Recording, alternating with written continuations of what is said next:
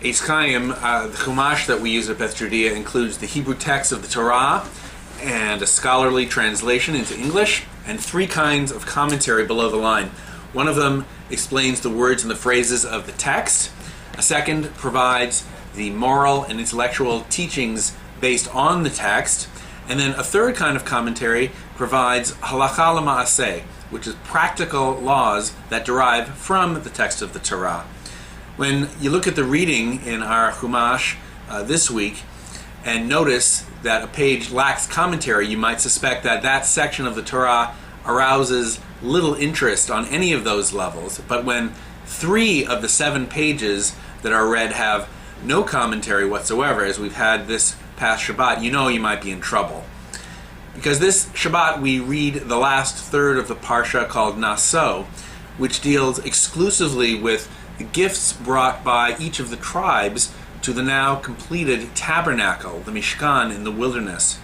But the Torah doesn't simply mention the fact of completing the Mishkan, it describes each of the tributes brought by every one of the tribes.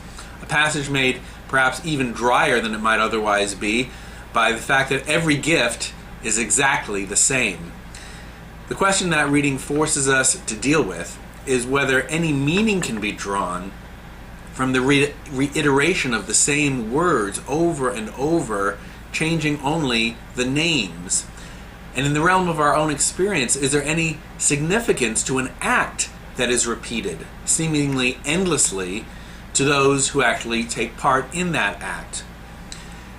This section reminds me of a political party's convention. You know, when they nominate someone for their party's presidential nomination and say, the great state of Illinois casts its 37 electoral votes for the next president of the United States, blah, blah, blah, blah, blah. When your state makes its announcement, that's exciting. But for any of the other 49 at any given moment, But in the same way, we can read the lists of the tribe's offerings and we can recognize how it may have been experienced when read aloud among the members of the tribes. From the great tribe of Reuven, first among the sons of Leah, the eldest child of Jacob, settled east of the Dead Sea, comes Elitzur, son of Shteur, and his offering, 1 silver bowl weighing 130 shekels, 1 silver basin of 70 shekels by the sanctuary weight, and so forth. It's not as easy to maintain interest when a series of actions or events appear to be the same. Do you have any idea, by the way, how many times the cantor and I have officiated at weddings, at funerals, at baby namings, and at bar and bat mitzvahs? When you add all these things up, you might think that each of them is the same over and over again, but what makes each of them special, despite their superficial similarities, are the personalities of the people involved and our feeling of a distinctive connection to those people. Now, each week when we have a bar bat mitzvah, those students bring something special to our services. By tailoring the services and our words about those individuals to them specifically, we feel that day is really different from all of the others. In addition, what each of our students brings to the services differs one from the next. Some students are louder, some softer, some speak longer, some shorter. Some students lead everything in the services from top to bottom. Others do just a few elements. In all of these ways, each service on Shabbat and each celebration in the life cycle event is distinctive for those of us who are present at the time.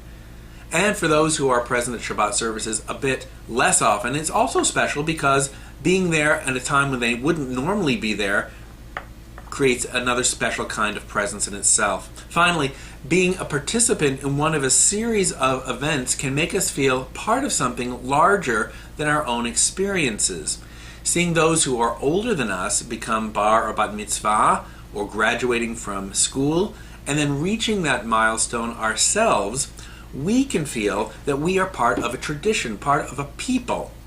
Each of us is a link in a chain going forward and backward in time, connecting one generation to the next.